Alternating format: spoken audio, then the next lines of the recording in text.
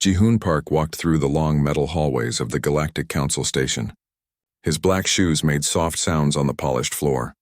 Other aliens moved past him without looking. To them, he was just another weak human from a small planet that nobody cared about. The station was huge. It floated in space between 12 different star systems. Each system belonged to one of the major alien races that controlled the galaxy. The station had been built 3,000 years ago when these races first came together to make peace. Now it was the center of all galactic law and trade. Ji-hoon had been Earth's ambassador for 5 years. Every day he sat in meetings where aliens talked about dividing up space territories, mining rights, and trade deals. They spoke as if humans did not exist. When they did mention Earth, it was always the same story. Humans were young. Humans were weak. Humans had only one planet while the great races had hundreds. This was exactly what Earth wanted them to think. Ji-hoon reached the main council chamber. The room was round with seats arranged in circles. The ceiling showed a map of the galaxy with thousands of stars glowing like tiny lights. 12 races held the real power here. The Velkari Empire controlled the Eastern Spiral Arm. The Zentari Republic held the core worlds. The Morphic Collective owned most of the trade routes. "The human representative may enter," announced the council speaker. Its voice came from a machine since the speaker was a gas creature that could not make sounds humans could hear. Ji-hoon took his seat in the outer ring. The important races sat in the center. His chair was small and made of cheap metal. The center seats were large and decorated with gold and precious stones. Today they were talking about expansion rights in the Outer Rim territories. The Velkari wanted to claim 12 new star systems. Their ambassador was a tall creature with blue skin and 4 arms. It spoke in a voice that sounded like grinding stone. "These systems contain valuable resources," the Velkari said. "Our empire requires them for continued growth. We have the strongest fleet in this sector. Opposition would be unwise." The other ambassadors nodded. Nobody wanted to fight the Velkari. They had conquered 40 worlds in the past century. Their ships were fast and their weapons were powerful. Ji-hoon said nothing. He took notes on his tablet like always. The aliens thought he was writing down their wise words to take back to Earth. Actually, he was recording everything for Earth's military intelligence. Every ship design, every weapon type, every tactical doctrine mentioned in these meetings went straight to Earth's hidden research facilities. Back on Earth, Dr. Mina Lee was working in one of those facilities. It was built 5 miles underground beneath the Pacific Ocean. The entrance was disguised as a deep-sea research station. Only a few hundred people in the world knew what really happened down there. Mina stood in front of a massive holographic display. It showed the complete technical specifications of a Velkari battleship. Earth had captured this ship 2 years ago when it suffered engine failure near Jupiter. The crew thought human rescue ships were just being helpful. They never made it home. "The armor plating is impressive but has a weakness," Mina told her team.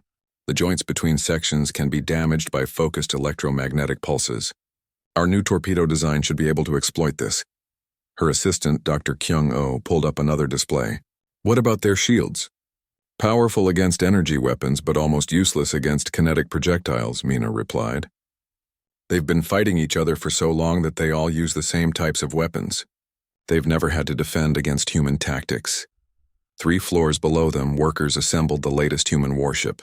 It looked nothing like the peaceful trade vessels that Earth showed to the galaxy.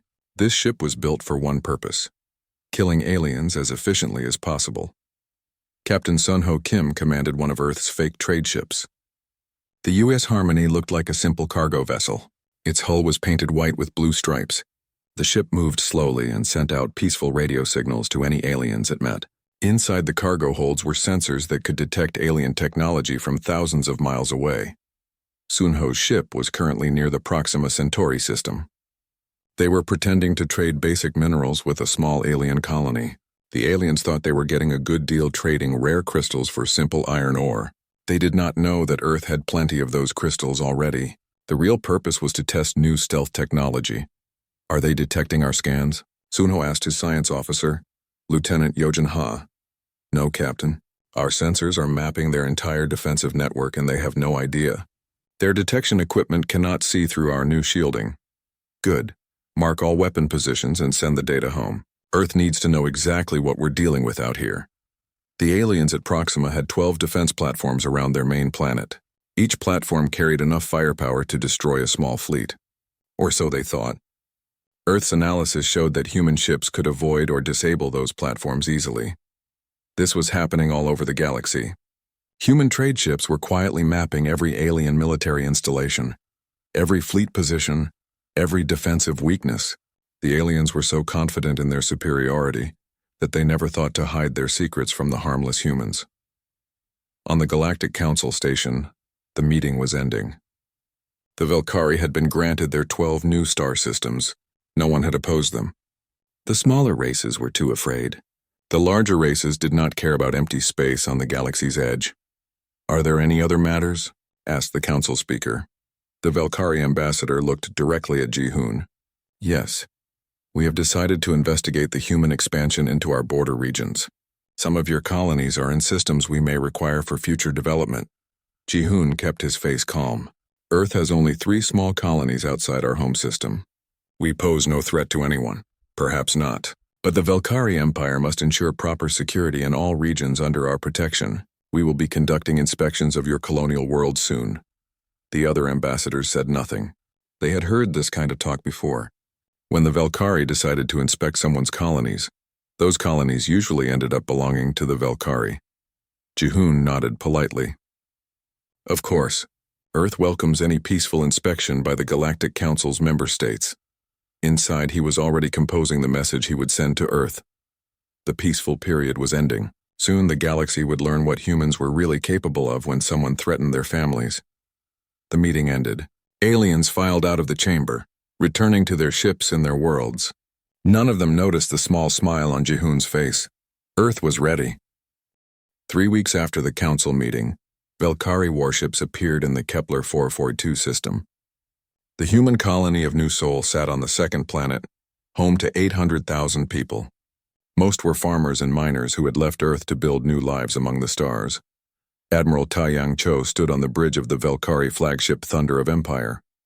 He was human by birth but Velkari by choice. 40 years ago, when he was young and angry, he had sold Earth's early defense plans to the Velkari in exchange for power and position. Now he commanded their fleets and wore their uniform. Taeyang looked at the peaceful planet below.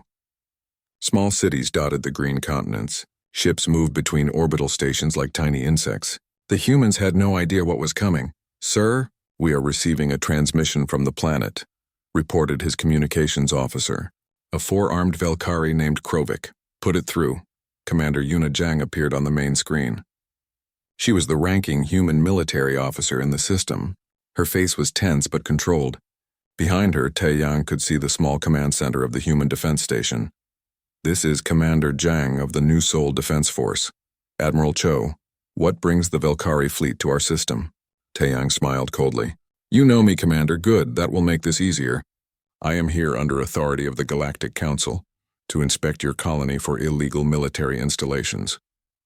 Our colony is entirely civilian. We have no military installations beyond basic defense platforms. You are welcome to scan our facilities." "I think not. Velkari security requires a more thorough inspection. You will evacuate all military personnel from your defense platforms and allow our forces to board them." Yuna's jaw tightened. "I cannot do that, Admiral. Those platforms are sovereign Earth territory." "Then you force me to take stronger action." Taeyang cut the transmission and turned to his weapons officer. "Target their defense platforms. We will remove these obstacles and then proceed with our inspection." The Velkari fleet opened fire. 12 massive warships launched energy beams and plasma missiles at the 6 human defense platforms. The platforms tried to fight back, but they were outnumbered and outgunned. Within minutes, all 6 were destroyed. On the planet below, people watched the bright flashes in the sky. They knew their protectors were dying up there. Emergency broadcasts told everyone to reach the shelter areas in each city. Commander Yuna had 3 small patrol ships. Each one carried a crew of 20 and weapons meant for fighting pirates, not battle fleets. She knew she could not win, but she had to try. All ships attacked Pattern 7, hit their flagship and tried to damage their engines. The 3 human ships accelerated toward the Velkari fleet. Their small size let them move fast and dodge the heavy weapons. Lieutenant Donghyun Seo piloted the first ship, weaving between enemy fire while launching every missile he had. The missiles struck the Velkari flagship's shields and exploded in brilliant flashes. For a moment, Taeyang's ship shook from the impacts. Then the shields recharged and the ship continued firing. Donghyun's ship took a direct hit from a plasma cannon. The small vessel broke apart in a ball of fire. All 20 crew members died instantly. The second ship, commanded by Captain Nari Kwan, managed to damage one Velkari destroyer before enemy fighters overwhelmed it. The third ship lasted only minutes before Velkari weapons tore it apart. Commander Yuna watched her fleet die from the command center on the planet. She had no more ships, no more weapons. The Velkari controlled the space around New Seoul completely. Admiral Taeyang's voice came over the planetary communication system. "Attention, citizens of New Seoul. Your military forces have been eliminated. You will now surrender unconditionally. Any resistance will result in orbital bombardment of your cities." The governor of New Seoul was a civilian named Junho Park.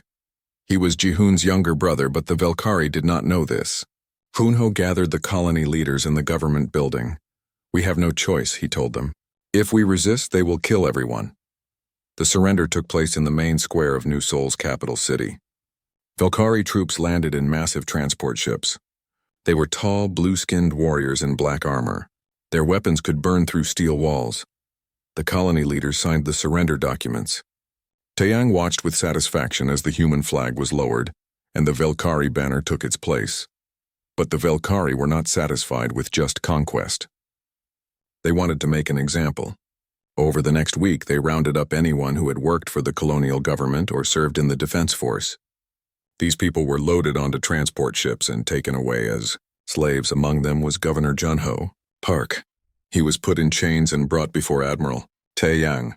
"So you are the brother of Earth's ambassador," Taeyang said. "How interesting. Perhaps he will be more cooperative when he learns what happened to you." Junho looked at the human admiral with disgust. "You are a traitor to your own kind. I am a realist. Humans are weak. The Velkari are strong. I chose the winning side." 3 days later, the same thing happened at Ross 128b. The human colony there was smaller, only 200,000 people. They had even fewer defenses.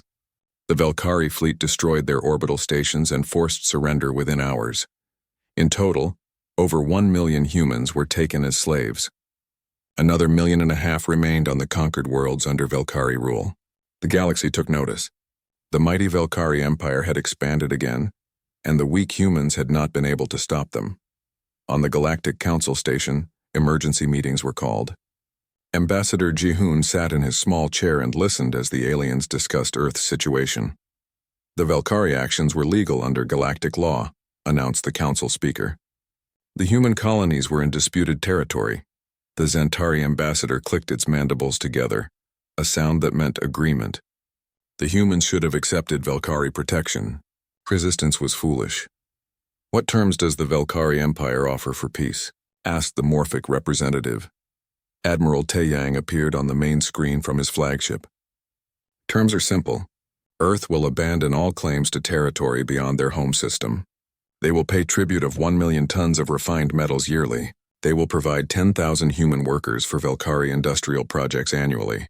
In exchange, we will allow them to keep their home planet." The chamber fell silent. These were the terms of total surrender. Earth would become a slave state, providing resources and workers to their conquerors forever. All eyes turned to Ji-hoon. His face showed no emotion.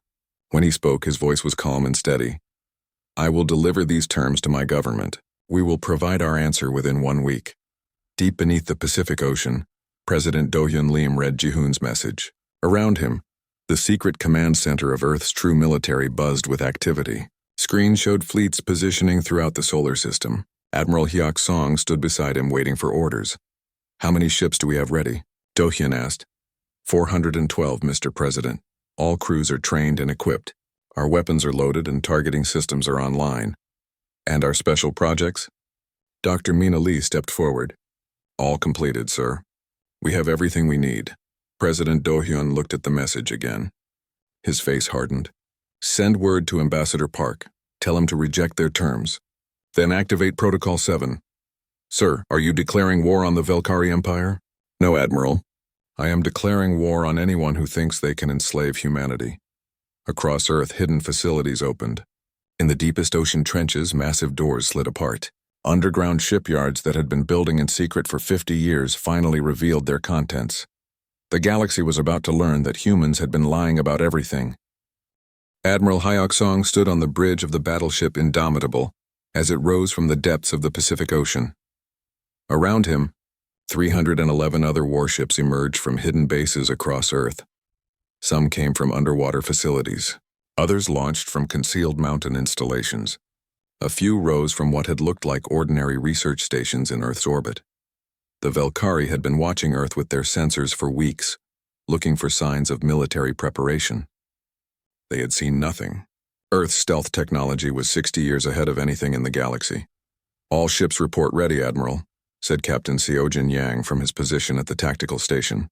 "Fleet formation is complete." Hyok looked at the main display. It showed the positions of every human warship in the solar system.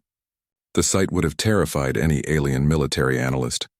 These were not the simple patrol boats that had defended the human colonies. These were weapons of war built specifically to destroy alien fleets. "Signal all ships. We proceed to Proxima Centauri. Time to bring our people home." The human fleet jumped to faster than light speed, unlike alien ships that needed large engines and left bright energy signatures.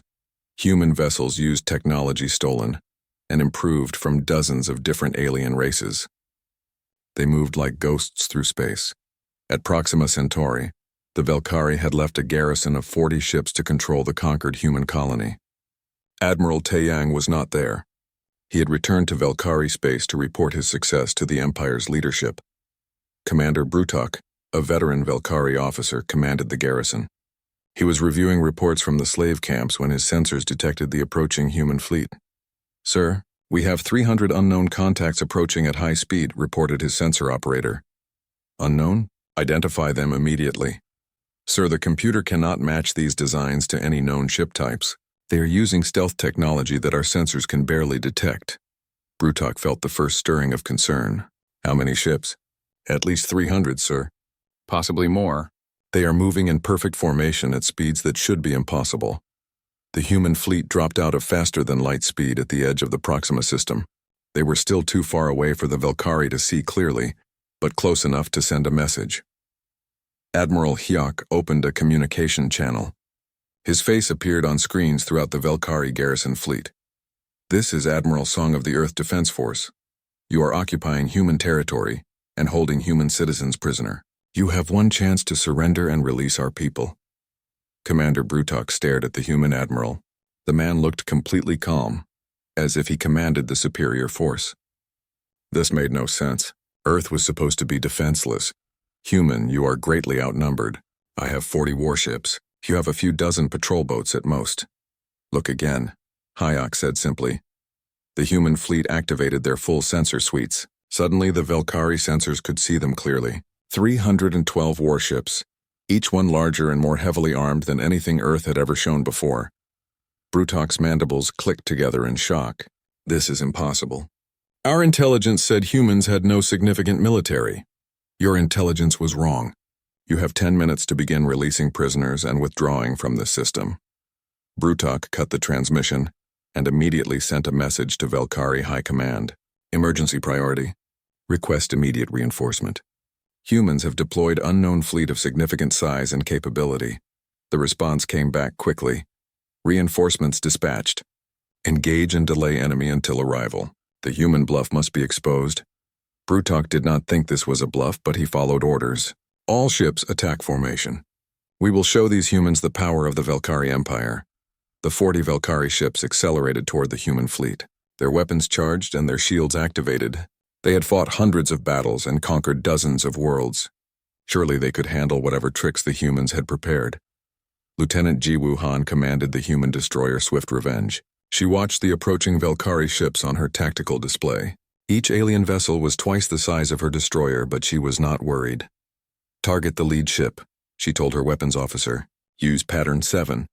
Pattern 7 was something no alien had ever seen before. Instead of firing all weapons at once like most races did, human ships fired in carefully timed sequences. The first salvo disabled enemy shields. The second destroyed their weapons. The third crippled their engines. The fourth was a choice, surrender or die. Swift Revenge fired its first salvo. Invisible beams of focused energy struck the lead Velkari ship. The alien vessel's shields flared and collapsed. Before the Velkari could understand what happened, the second salvo destroyed 6 weapon systems along the ship's hull, all around the battlefield. Human ships engaged their targets with the same precision. The Velkari had been expecting a wild charge by inexperienced human pilots. Instead, they faced a disciplined fleet that moved like a single organism. Captain Seojin Yang commanded the heavy cruiser Defiant. His ship faced 3 Velkari vessels at once. The aliens tried to surround him, but human ships were faster and more agile than they appeared. Evasive Pattern 4, Seojin ordered. Target their weapon clusters. Defiant spun and accelerated in a complex spiral that brought its guns to bear on each enemy ship in turn. Human pilots trained for years in 3-dimensional combat. Alien pilots used to slow ponderous battles could not match their speed of thought and reaction. Within minutes, 2 of the 3 Velkari ships were drifting helplessly. The third tried to ram Defiant in desperation. Seojin simply moved his ship aside and fired a single shot that severed the alien vessel's engine section. The battle lasted 18 minutes. When it ended, 38 Velkari ships were disabled or destroyed. 2 had managed to escape by jumping to faster-than-light speed as soon as they realized the battle was lost. Commander Brutok floated in the wreckage of his flagship, wearing an emergency suit and broadcasting surrender on all frequencies. Around him, the Proxima system was littered with the remains of his fleet. Admiral Hyok's face appeared on Brutok's emergency communicator. "Do you understand now, Commander? Earth is not as weak as you believed. Your ships, your weapons. This technology should not exist. We have been preparing for this war for 50 years. While you conquered weak worlds and felt proud of your strength, we studied your tactics and built weapons to destroy you." The human fleet moved to the planet where their people were being held. But instead of landing troops, they used a different approach. Dr. Mina Lee's latest invention projected a signal that disabled every piece of Velkari technology on the planet's surface. Guard weapons stopped working. Prison doors opened automatically. Communication systems failed. The human prisoners looked up to see their own ships descending from the sky. Earth had come for them. News of the battle spread across the galaxy within hours. The Velkari Empire, which had seemed so powerful, had lost an entire garrison to a race they thought was harmless. The Galactic Council called emergency sessions. Every major power began reassessing what they knew about human capabilities. But the Velkari Empire was not finished. They had been building fleets for 3,000 years. One defeat would not stop them. High Admiral Zarkoth received the report in the Velkari capital. He commanded over 1,200 warships, the largest fleet in galactic history. His mandibles clicked with rage as he read about the defeat at Proxima. "Assemble the 3rd and 4th battle groups," he ordered. "We will show these humans what real power looks like. If they want war, they will have war." On Earth, President Do-hyun read intelligence reports about the gathering Velkari fleet. The enemy was bringing everything they had. Good. It would save time. "Admiral Song," he said over the communication system. "How soon can our fleet be ready for the next engagement?" "We are already moving, Mr. President. The Velkari think they are bringing a fleet to crush us.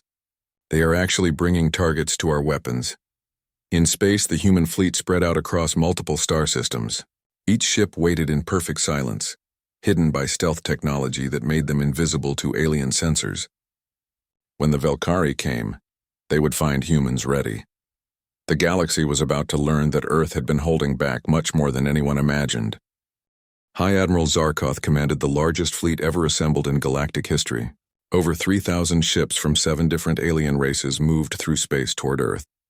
The Velkari had called in old favors and made new alliances. The Centauri Republic provided 400 heavy cruisers. The Morphic Collective sent their most advanced warships.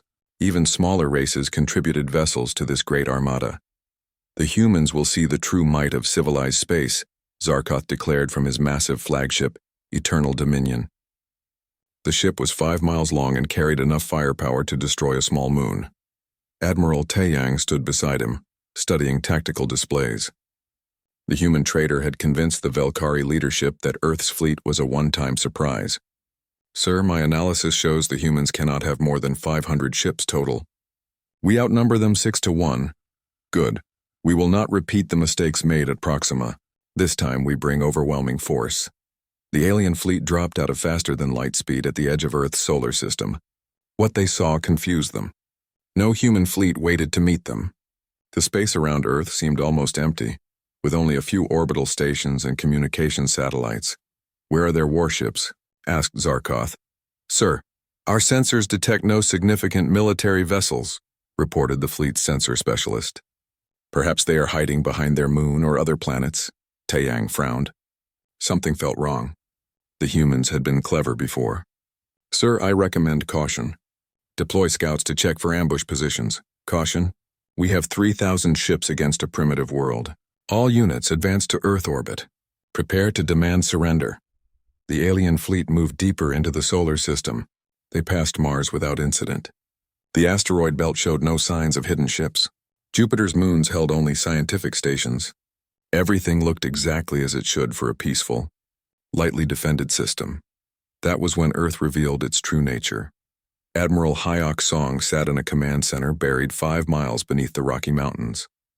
Around him, hundreds of technicians monitored systems that had been built over 50 years. "Sir, the alien fleet has passed the Jupiter line. Activate perimeter defenses. Across Earth's solar system, weapons that had been disguised as asteroids, research stations, and communication relays suddenly came online. What the aliens had thought was empty space was actually a carefully prepared kill zone. The first weapons to fire were gravity mines hidden throughout the asteroid belt. These devices created artificial gravity wells that pulled ships off course and damaged their engines. Dozens of alien vessels found themselves trapped, unable to move in any direction. "Sir, we are detecting massive energy readings throughout the system," reported Zarkoth's sensor operator. "The signatures are coming from everywhere." Before Zarkoth could respond, the second wave of defenses activated. Orbital weapons platforms that had looked like space debris began firing. Particle beams and quantum torpedoes struck the alien fleet from every direction. The aliens tried to fight back, but they could not target what they could not see. Human stealth technology kept the weapon platforms hidden even while they fired. To the aliens, it seemed like space itself was attacking them. Captain Moonki Nam commanded one of the hidden platforms near Earth's moon. His station controlled 40 different weapon systems spread across the lunar surface. "Target the alien flagship. All weapons, continuous fire." The Eternal Dominion shuddered under impacts from weapons it could not locate. Its massive shields held, but energy readings showed them weakening rapidly. "Return fire," Zarkoth ordered. "Destroy those weapon platforms." "Sir, we cannot find them. Our sensors show the weapons fire is coming from empty space." Admiral Taeyang stared at the tactical display in growing horror. "This is impossible. No race has this level of stealth technology." "The humans do," came a calm voice over the communication system. Admiral Hyok's face appeared on every screen in the alien fleet. "You came here to destroy our world. You will not leave." The third wave of Earth's defenses emerged from the planet itself. What had looked like research installations were actually the largest weapons ever built. Particle accelerators that used the planet's rotation for power fired beams that could cut through battleship armor like paper. The alien fleet was being destroyed piece by piece, and they could barely fight back. Ships that had conquered worlds found themselves helpless against an enemy they could not see or touch. Zarkoth made a desperate decision. "All ships target the planet itself. If we cannot defeat their fleet, we will destroy their world." "Sir, that would violate galactic law," protested his chief of staff. "The humans have already broken every rule of civilized warfare. Fire on their cities." The alien fleet turned its weapons toward Earth. 3,000 ships began charging their most powerful weapons. If they could not win this battle, they would at least complete their mission of destroying humanity. That was when Admiral Hyok revealed the final secret. "You want to target our planet? Then let us show you what our planet can do." Earth's surface erupted with weapons. Mountains opened to reveal missile silos. Ocean floors split apart as massive gun emplacements rose from the depths. The entire planet had been turned into a fortress over 5 decades of secret preparation. The weapons that emerged were not just larger versions of ship-based systems. These were devices that used planetary resources for power, magnetic accelerators that fired projectiles at significant fractions of light speed, energy beams that drew power from the planet's core, defensive shields that could protect entire continents. The alien fleet's bombardment struck Earth's shields and scattered harmlessly. Meanwhile, the planet's weapons fired back with power that no ship could match. High Admiral Zarkoth watched his fleet die. Ships that had taken years to build were destroyed in seconds. The most advanced warships in the galaxy were reduced to scrap metal by weapons they could not understand. "Retreat," he ordered. "All ships immediate withdrawal." But Admiral Hayek was not finished. "You came here to destroy us. Now you will learn what happens when humans decide to destroy you." The human fleet finally revealed itself. 400 ships dropped their stealth systems and appeared throughout the solar system. But these were not the same vessels that had fought at Proxima. Earth had been building new ships even while the first fleet was in combat. General Borishin commanded the ground forces that would follow up the space battle. But her mission was not to capture alien worlds. It was to make sure no alien world could ever threaten Earth again. "Sir, what are our rules of engagement?" asked Colonel Wubin Kang. "Total warfare," Bora replied. "No civilians, no infrastructure, no agricultural worlds. Everything that supports their war machine becomes a target." The human counterattack began immediately. While the surviving alien ships fled toward their home systems, human vessels followed them. But instead of attacking military targets, the humans went after food production worlds, manufacturing centers, and civilian shipping. Captain Soman Choi commanded the destroyer Relentless. Her target was an agricultural world that fed 12 Velkari military bases. The planet had no defenses because it was far behind the front lines. "Sir, we are detecting 2 billion civilian inhabitants," reported her tactical officer. Noted, "Deploy famine weapons." Famine weapons were another human innovation. Instead of killing people directly, they destroyed the ability to grow food. Specially designed viruses that targeted specific crop species. Chemical agents that made soil unable to support plant life. Orbital bombardment that created dust clouds blocking sunlight. Within weeks, worlds that had fed the Velkari Empire for centuries became barren wastelands. Billions of aliens faced starvation as their food supply disappeared. The Galactic Council called emergency session after emergency session, but no one could stop what was happening. Human ships appeared without warning, destroyed critical infrastructure, and vanished before anyone could respond. Admiral Taiyang found himself commanding the remnants of the Great Fleet. Less than 300 ships had escaped Earth's defenses. He received desperate messages from across Velkari space. "Sir, the humans have destroyed the agricultural worlds of sectors 7 through 12. Estimated civilian casualties exceed 4 billion. They have collapsed the industrial base in the outer rim. Military production has fallen by 70%. Food riots are spreading across the core worlds. The Empire is requesting immediate peace negotiations." Taiyang stared at the reports. In 6 weeks, the humans had brought the mighty Velkari Empire to its knees. They had not done it by conquering worlds or defeating fleets. They had done it by systematically destroying everything that kept Velkari civilization functioning. But the humans were not finished. Lieutenant Somin received new orders from Earth Command. "Sir, we are ordered to demonstrate the planet killer weapon," her communications officer reported. "Finally, target the Velkari homeworld." The planet killer was humanity's ultimate weapon. It did not just destroy cities or armies. It cracked planets apart like eggshells. Earth had built 12 of these devices in secret installations throughout the solar system. High Admiral Zarkoth was on the Velkari homeworld when the human weapon struck. He watched from his command center as a single human ship appeared in orbit. The vessel was smaller than a cruiser, nothing that should threaten an entire planet. The Galactic Council chamber had never been so quiet. Ambassador Jihoon Park walked slowly to the center of the room, his footsteps echoing in the vast space. Around him, representatives from hundreds of worlds sat in absolute silence. None of them moved. Many would not even look at him. 6 months had passed since the destruction of the Velkari homeworld. In that time, the human fleet had systematically destroyed every major Velkari military installation, industrial center, and agricultural world. What had once been a mighty empire spanning 200 star systems was now empty space, filled with radioactive debris. The Galactic Council had tried to stop the slaughter.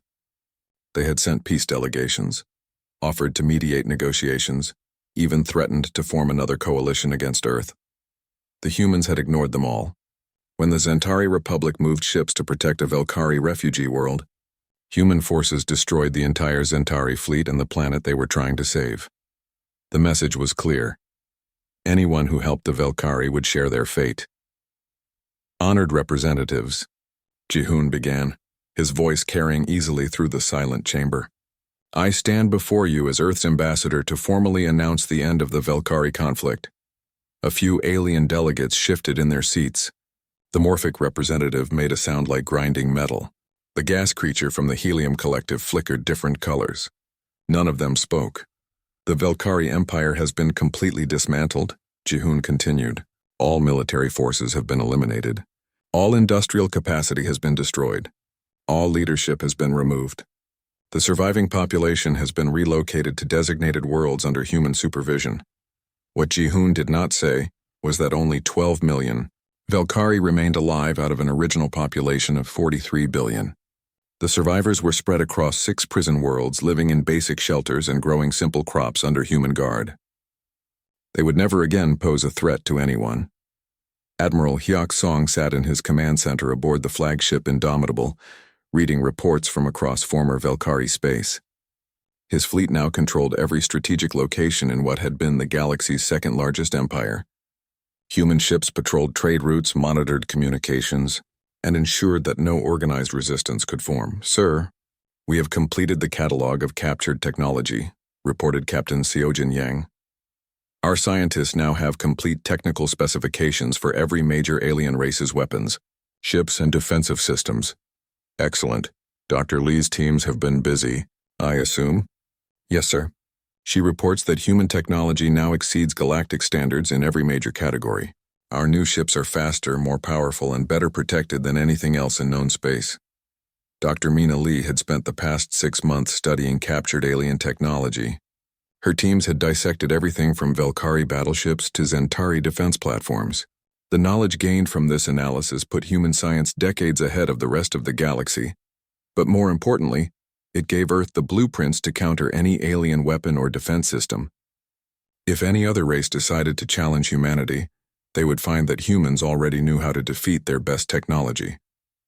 In the council chamber, Jihoon was outlining Earth's territorial demands. Human space will extend in a sphere of influence 200 light-years in radius around Earth. All trade routes within this region will be subject to human regulation. All mining rights will require human approval. All colonization must be authorized by Earth government. The alien delegates listened with growing horror. What Jihoon was describing was not just territory, it was domination. The humans were claiming control over thousands of star systems and dozens of important trade routes. The Zentari ambassador finally found the courage to speak. Ambassador Park, such extensive territorial claims have no precedent in galactic law. The Council cannot recognize such demands. Jihoon turned to look at the insectoid creature. His expression remained calm and polite. The Galactic Council is welcome to dispute our claims. We are prepared to defend them. The threat hung in the air like poison gas. Everyone in the chamber remembered what had happened to the last race that disputed human claims. The Zentari ambassador's mandibles clicked nervously and he said nothing more. President Do-hyun Lim watched the council session from his office deep beneath the Pacific. Around him, displays showed the current positions of human fleets throughout the galaxy. Earth now had over 800 active warships, with more being built every month. Sir, the alien races are beginning to comply with our territorial demands, reported Admiral Hyuk over the communication system. The Morphic Collective has withdrawn their ships from the Kepler sector. The Zentari are rerouting their trade convoys around our space. Any signs of military buildup among the other races? Some increased activity, but nothing coordinated. They are too afraid to work together against us. This was exactly what Earth had planned. By demonstrating such overwhelming force against the Velkari, humans had made it clear that resistance was futile. The other alien races would rather give up territory and trade routes than face the same destruction. In the council chamber, the formal voting was taking place. One by one, the alien representatives cast their votes to recognize Earth's territorial claims. They had no choice. The alternative was war against an enemy that had proven it could destroy entire civilizations. The Helium Collective voted yes by flickering bright blue. The Crystalline Empire voted yes through harmonic resonance. Even the proud Zentari Republic voted yes, their ambassador's voice barely a whisper. The final vote was unanimous. 847 votes in favor, 0 opposed, 0 abstentions. Jihoon nodded politely as the results were announced. Earth thanks the Galactic Council for this recognition of our sovereignty. We look forward to peaceful relations with all civilized races. But everyone in the chamber understood the real message. Earth had become the dominant power in known space. They had achieved this position not through diplomacy or trade, but through the systematic application of overwhelming military force.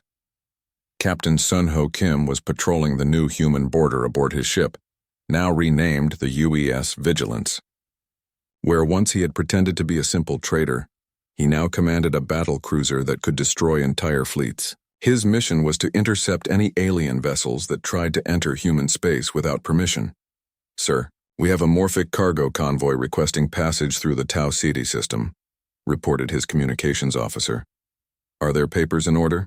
"Yes, sir." "They have paid the transit fees and agreed to inspection protocols." "Very well. Grant them passage but assign an escort. I want to make sure they understand who controls this space now." The escort was not really necessary for security. It was a reminder.